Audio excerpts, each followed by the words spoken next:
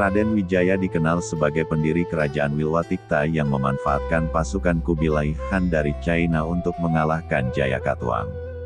Namun, ada satu hal lagi yang jarang diketahui mengenai Raden Wijaya, yaitu silsilahnya.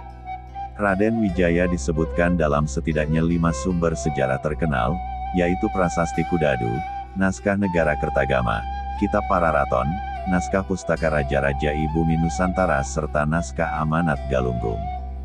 3 dari 5 sumber sejarah itu menyebutkan jika Raden Wijaya merupakan sosok berdarah Sunda. Sementara itu, kerajaan Sunda pernah berkonflik hebat dengan Majapahit dalam Palagan Bubat yang disebabkan keinginan Hayam Wuruk untuk meminang putri kerajaan Sunda Citraresmi Sang Dyah Pitaloka. Ketiga sumber sejarah ini melahirkan sebuah hipotesis, jika Raden Wijaya adalah calon Raja Sunda yang sengaja disingkirkan atau dibuang. Kitab Pararaton menyebut Raden Wijaya adalah pendiri Wilwatikta dan nama lengkapnya adalah Raden Harsawijaya. Sedangkan menurut Kitab Negara Kertagama pendiri Wilwatikta bernama Dyah Wijaya. Dan dalam Prasasti Kudadu, pendiri Majapahit bernama Nararya Sangramawijaya. Baik Raden, Dyah, maupun Nararaya dipercaya merupakan gelar bangsawan Jawa dan ketiganya punya maksud yang sama. Dalam Kitab Pararaton, Raden Wijaya disebut sebagai putra dari Mahisa Cempaka, pangeran dari kerajaan Singasari dan dibesarkan di kerajaan tersebut.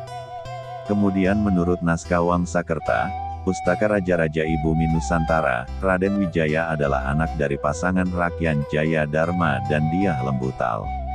Rakyan Jaya Dharma adalah anak dari Prabu Guru Dharma Siksa, Raja Kerajaan Sunda Galuh yang memimpin dari tahun 1175 sampai tahun 1297 Masehi.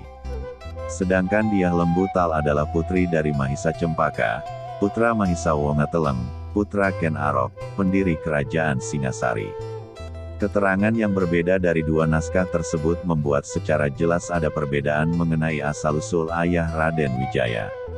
Pararaton menyebutnya sebagai putra Mahisa Cempaka, dan Wangsakerta menyebutnya putra dari Jaya Dharma, putra Prabu Guru Dharma Siksa, atau cucu dari Prabu Guru Dharma Siksa, Raja Kerajaan Sunda ke-27 dan ibunya disebut anak dari Mahisa Cempaka.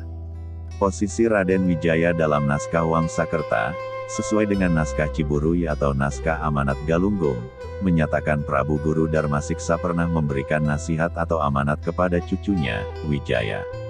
Lantas jika ayah Raden Wijaya merupakan anak dari Raja Kerajaan Sunda, mengapa hanya ibunya saja yang dikenal dalam Kitab Pararaton? Rupanya, hal ini terkait dengan skandal mengerikan di Kerajaan Sunda. Rakyan Jayadharma, awalnya adalah putra mahkota raja, dan ia tentunya calon raja, hanya saja ia tewas diracun sebelum dinobatkan menjadi Raja Sunda. Peristiwa mengerikan tersebut, membuat Mahisa Cempaka sadar bahaya yang menyelimuti anak dan cucunya, lantas segera membawa mereka kembali ke Singasari. Kemudian di Singasari Raden Wijaya dididik oleh kakeknya Mahisa Cempaka. Jika Rakyan Jayadharma tidak tewas diracun, ia akan menjadi Raja Sunda menggantikan Prabu Guru Dharma Siksa, dan kemudian Raden Wijaya bisa menjadi Raja Sunda selanjutnya. Namun, takdir membuatnya hidup dalam Wangsa Rajasa, dan mendirikan kerajaan Wilwatikta di wilayah Timur Jawa. Di mana suatu hari nanti, keturunan Wijaya akan bersatu kembali dengan kerajaan Sunda atas nama cinta, terah persaudaraan, dan duduluran antara Hayam Wuruk dan Sang Citraresmi, Dyah Pitaloka. Di mana keturunan para raja-raja dan ratu Nusantara dari zaman Tarumanegara, Kalingga, Mataram Kuno, Medang, Sriwijaya dan Kahuripan, Kediri hingga Singhasari. Yang memang saling terkait dalam hubungan darah dan persaudaraan satu sama lain akan bersatu kembali dalam hubungan darah dan persaudaraan kerajaan besar Nusantara, yaitu Sunda dan Wilwatikta.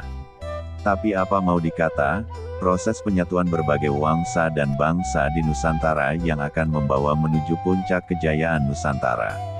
Ujungnya malah berakhir malapetaka yang tidak terduga. Palagan Bubat menjadi saksi dan bukti, hawa nafsu kekuasaan dan hawa nafsu butuh penghormatan segelintir abdi dan pengikutnya, telah merusak segalanya.